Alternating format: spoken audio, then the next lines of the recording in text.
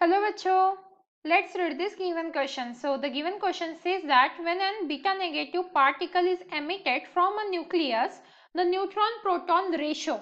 तो देखिए बच्चों, क्वेश्चन में हमें क्या बोला जा रहा है, जब नेगेटिव बीटा डीके होता है तो जो प्रोटॉन और न्यूट्रॉन है, मतलब न्यूट्रॉन बाई प्रोटॉन, इनका रेशियो क्या होता है, वो डिक्रीज होगा, वो इंक्रीज होगा, रिमेन्स द सेम, मतलब सेम ही रहेगा, या फिर पहले first A and then B, मतलब पहले डिक्रीज होगा और बाद में इंक्रीज होगा।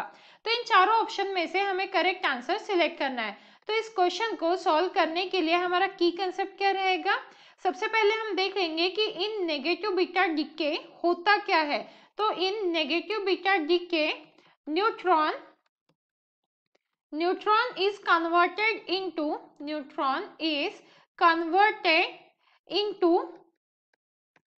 proton and electron, is converted into proton and क्या आ जाएगा यहाँ पे, is converted into proton and electron.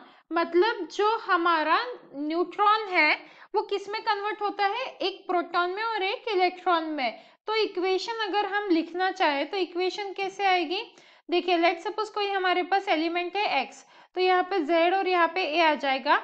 अब जो a है वो तो सेम ही रहेगा, चलिए यहाँ पे y मान लेते हैं, या फिर आइसोबार तो हम x से ही शो कर सकते हैं, आइसोबार्स में कन्वर्ट होता है। इन बीटा डी के जो न्यूक्लियस है वो क्या होता है, उसी का आइसोबार शो करता है एज अ प्रोडक्ट।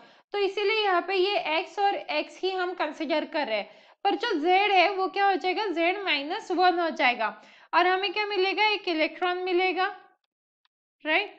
तो मतलब जो न्यूट्रॉन है वो किस में कन्वर्ट हो रहा है, एक प्रोटॉन में और एक इलेक्ट्रॉन में कन्वर्ट हो रहा है।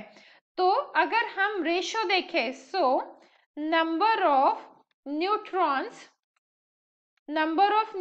क्या हो रहे हैं, डिक्रीज हो रहे हैं। So number of neutron